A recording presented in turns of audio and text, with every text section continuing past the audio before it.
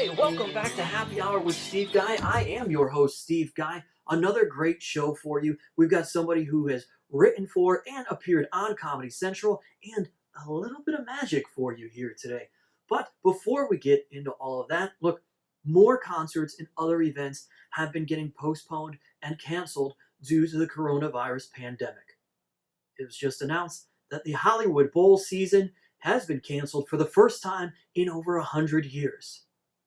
But I mean, if we're being realistic, there has been a record number of bowls being packed in Hollywood and elsewhere this entire time. That's a weed joke. Yeah. Actor John Krasinski, famously known for portraying Jim Halpert for many years on the beloved sitcom The Office, has started his own YouTube series during this pandemic called Some Good News, which most people are probably watching instead of this one. But whatever, I digress. And on the recent episode, he invited Jenna Fischer, his co-star, along with him to help a newlywed couple stuck inside during the pandemic who was unable to really celebrate their wedding, and along with Jenna, recreated the Jim and Pam wedding celebration along with the rest of the Office cast members. Here to talk about how they felt reuniting virtually for this couple and what they did to recreate it, here, virtually once again, is the entire cast of The Office. Come on back down.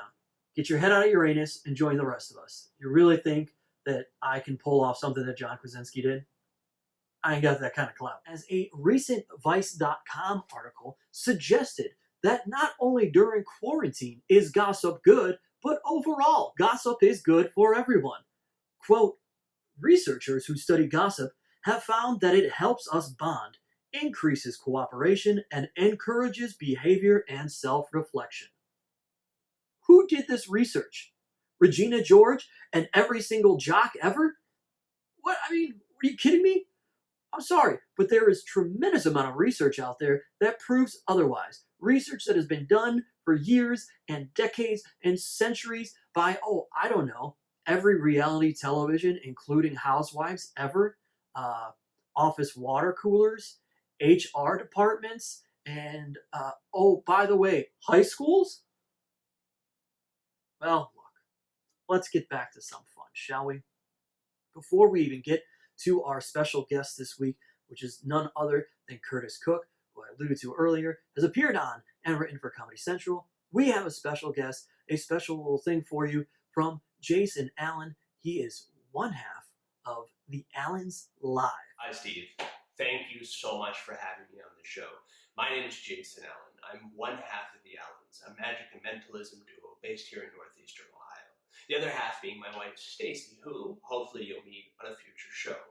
So this is fantastic. I really appreciate the opportunity to be on Happy Hour. Not only do I do magic on stage, I also do magic behind the bar. You might have seen me around town, around Cleveland, performing in a few local places with cards and coins, as what magicians do. But my favorite thing to perform with is alcohol, mainly the people I'm doing the tricks for, because the more they drink, the easier the magic is. So, I would like to show you a trick or two if you don't mind.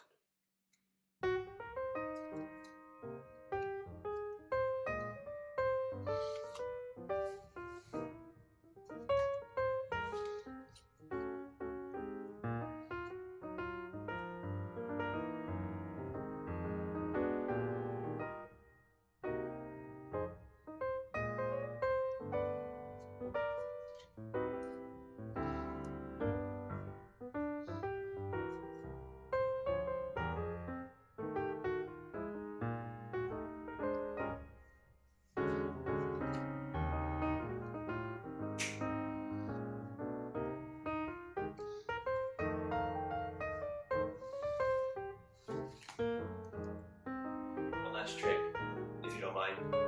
This is a sobriety test, because I'm assuming since this is called Happy Hour, that every single person watching this is completely hammered.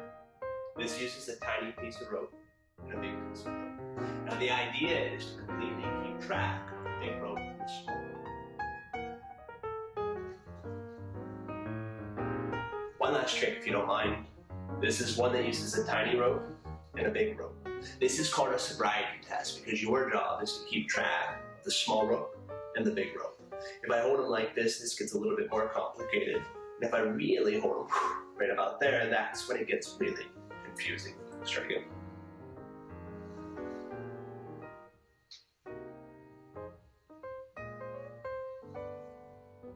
One last trick if you don't mind. This is a sobriety test. One that uses a tiny rope and a big rope. Now what you have to do is keep track of the tiny rope and the big rope. If I hold them like this, it's a little bit more confusing. But this is when you realize you drank way too much. There's never too much to drink. So if we take the two pieces of rope and tie them together like that, we end up with a big knot. But that's when the magic happens.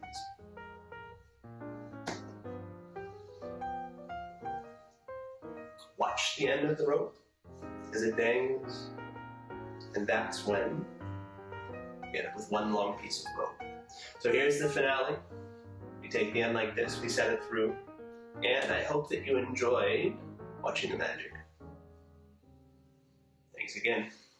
Have a good one. I don't even get how he did that. I mean, did you? That was incredible. Look, let's get to our interview. This guy has written for the Jim Jefferies Show and Crank Yankers on Comedy Central and has appeared on Comedy Central. He is a hilarious stand-up comedian as well. He started in Northeast Ohio. This is my conversation with Curtis Cook. Here, please welcome Curtis Cook to Happy Hour with Steve Guy. Hello. Hello. How are you doing out there in California, Curtis? I'm good. This is the first global disaster I've lived through not in Ohio, and it's not as chill. You haven't experienced any earthquakes out there? I mean, there have been some earthquakes, but in terms of terrorist strikes or wars or diseases, I was living in Ohio most of the time, which is so chill because it's nobody's coming for Ohio. Yeah. I saw those protests. That'll kill you, but otherwise, you guys are good. These protests are something else. They're in Ohio and Michigan and I think Georgia. What kills me in Pennsylvania is when people are out there protesting everything being shut down, but they're all wearing the masks. Yeah. You're either on board or you're not. Yeah, that was really confusing. So I know you obviously from stand-up comedy. Some people may know you from the Jim Jefferies Show on Comedy Central. You know, you've always been a very intelligent thinker when it comes to comedy. And I think only compared to other drunk people at the open mic. Not like in terms of actual smart people. Yes, that's fair. But you're not getting on a Jim Jefferies show making dick jokes. That's not a thing, really. I mean, it is, but they're well veiled. But was writing for a show like that one of the plans in general when you got into comedy? No, I didn't have a plan.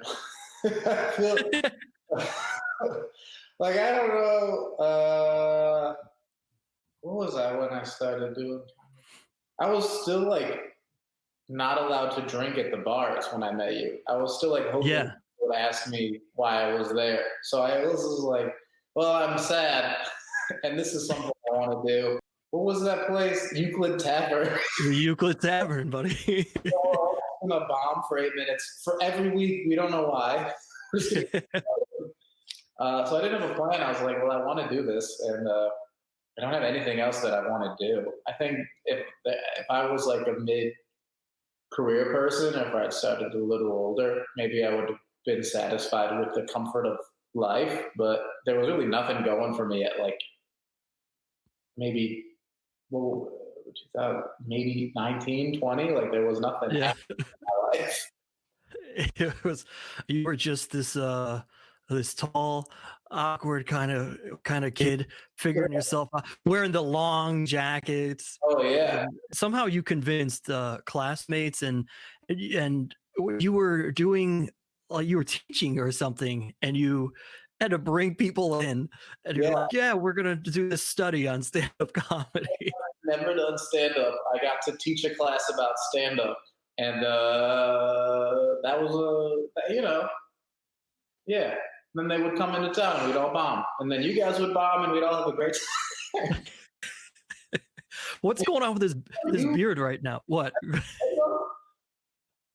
I was gonna ask you about this huge beard you have, but what were you gonna say? Quarantine, man.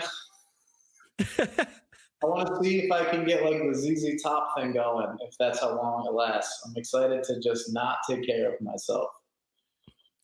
Uh, you seemed like you had a plan, though, or maybe you had been doing it a little longer by the time I met you, but you always seem to have an idea that you would be doing the things that you're doing now, where you like produce events and host events and use them as a platform for your stand up, but also interview people and bring them into the fold. I mean, I always remember you like were the guy who would wear a suit to the show and try. And Wait. we're not. I never wore a full suit doing stand up. Oh, I remember at least once you showed up in a 3-piece, and I was like, Steve is gonna try. And he would like blow people out of the water because everyone else was like, what else have I got? What's in my notebook? And you'd be like, hey guys, I worked on this. How are you doing? What are you doing during this coronavirus pandemic? I know one thing, as we talk about creating your own shows, you have created this very short series that I love already. Oh God, it's so dumb. But we didn't have me and my fiance started isolating a little, like maybe like a week before we were told we had to, because we already were working from home and I didn't have anything on the books that week. So we were like, let's just be safe and stick around here. And then at the end of that week, the state was like, don't leave. So it's about 2 weeks in, we realized that like if we don't give ourselves things to do, it's just not gonna work out very well. So I hit up a friend and was like, hey, do you want to like waste our own time? Because when all the other well, I should say it like this. I think that like the appeal of celebrity is that like they have things that you don't have. Like they have $1,000 suits and $1 million studios, and people came from all around the world to see them. And if you take that away, then it's a person doing something you could do to a computer, pretending like nothing's wrong. And we were like, well, we can do that, and we can just acknowledge that things are wrong. So this really bad show that's probably on par with everything else right now, but still really bad. I mean, I'm enjoying it, but I like dumb bad things. I guess it's right up my alley. I don't know. What kind of projects were you working on before this all hit? Before this, that's what I was sad. It's like, well, here's the things that would have happened. It can still happen when it's done. The show was canceled, and I just wasn't like, I was working on like writing stuff to get ready for whatever next job came down the line. But I was like, well, let me now have this opportunity to kind of take some of what I know and just go back to stand up full time. Like I was really excited about like being a traveling comedian, and then halfway through the month they're like, go f yourself. And obviously problems like you know, there's a million things that are worse in the world than me not being able to do stand up. But I was like, oh yeah, I'm finally gonna do the thing I've wanted to do for a decade. And then the virus was like, nah, man, you're gonna have to make YouTube videos. How are you able to give a little bit of behind the scenes? How does one write for a show like Crank Yankers, very much centered around prank calling people? So that experience, I'm really glad to have had it, and I don't know that I'll have another one like it unless it's through them again, because you go and you like, they give you who the talent is, and then you go look up what they've done in the past, what kind of voices have in comedy. And then you write silly premises based on what you think they'd be up for. And then they select a group of premises, and then you write some potential joke bits under that, and they can take them or leave them if they want, because the call is improvised. And then half the group sits in on the call, and they put like an iMessage screen up, and you text improvised ideas as the person's doing it, which they can take if they want. But I guess the original versions, before text messaging and everything, it would just be like 8 people in a room frantically scribbling on dry erase boards and holding it up and erasing it, and frantically scribbling on dry erase. So it sounded like it's always been this kind of like crazy, unique experience, but it's a lot of fun. And then you get to see how that gets edited down, and then you get to see professional puppeteers who are everyone who worked there was like so nice and so professional, but also it's like this, like, I don't imagine there's more professional puppeteers than are here right now. So this is great to meet you guys.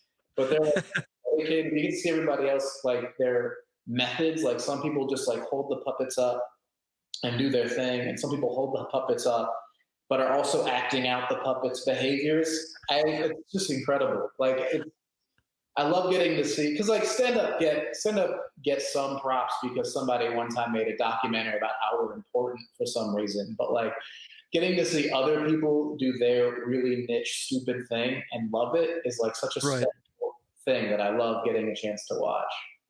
It's amusing to realize that there's such a thing as method acting as a puppeteer, basically. Yeah. Well, one of the things I really enjoy about your comedy, and whether it's on social media or when you are doing stand-up, is this attempt to meet your parents' approval, but not really get it. And I think that a lot of people in entertainment, or attempting to do entertainment, and probably people in general, can really relate to that. Yeah, I feel like a lot of it is like, I just want you to know that this is real. Yeah. Even still, like when they come, if I do shows in Ohio and they come to, like, there's a lot of really great bar shows in Ohio, and I'm always really excited to do them, but I don't want my parents to come to the bar show. I want them to come to the show at a club or a theater, so at least they know that it's like real. Like bar shows are so much fun, but like your parents are gonna go see you perform in front of drunks and be like, he made the right decision. Like if there's an usher, if like even if like nobody shows up to see you, if there's an usher, they're like, he did it. Like somebody else got employed for him to do this, and somehow that like makes it seem more realistic, but it's hard. They did come to your show at Playhouse Square during the Cleveland Comedy Festival. They enjoyed that. Like my parents said that they enjoyed the show. They were glad they came. It was the price of the alcohol at the show that made them think that I had done something good for myself, because they were like, $15 for a beer. Our son must really have accomplished something. And I was like, oh, glad that's your call. As we finish this off, we didn't talk about you drinking at all, and I have one Curtis Cook drinking story, but what is your drink of choice these days? Oh man, I've actually been super in. And I never thought this would happen, but I've been pretty into vodka because I've been doing mixed drinks now. Okay. I've been doing Black Russians and martinis and what's it called with Bloody Marys, and I just looked up for Negronis. I'm gonna try to come out of this pandemic like an upclass lush. So Negroni is made with gin, though. You got to get some. Traditionally, gin and what's the other one? What goes in it? You mean something else? In a Negroni, you get gin and Campari. It's like that, and then a little bit of like sweet vermouth. Yeah. So traditionally, if you can, you get like an Italian gin because it's an Italian cocktail, and it's a delight. Though it's a little bit of sweetness to it. That's a good drink right there.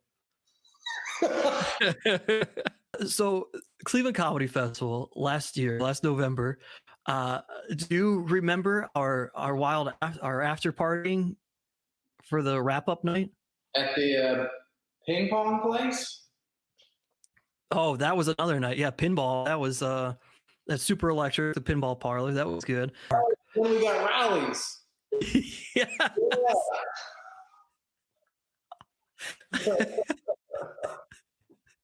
It's just me and Jim Twos trying to go everywhere, and we had to stop it. Now that's class because I think Jim Twos was trying to see if somebody was in there.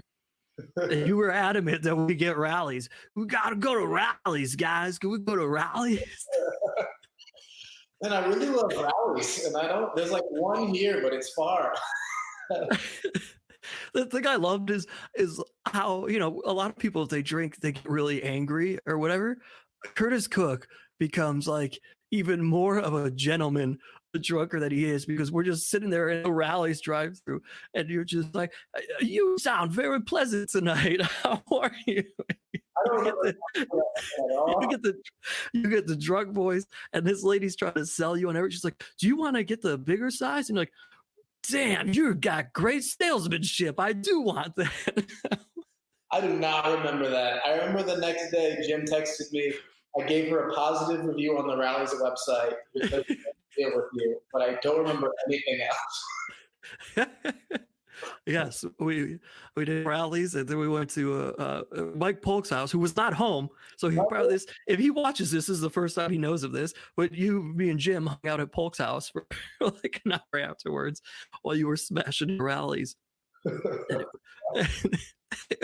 It was one of it's my personal favorite Curtis Cook moment.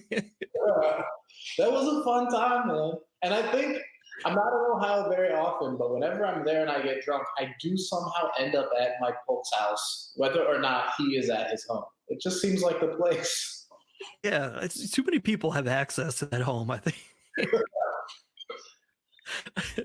Well, I'll let you get out of here. Thanks so much for joining me. But anything you want to mention or throw out or plug, social media, whatever, here before I let you go. Yeah, check out my tour dates. Feel free, follow me at Curtis_Cook on Twitter. Curtis Cook Comedy on Instagram.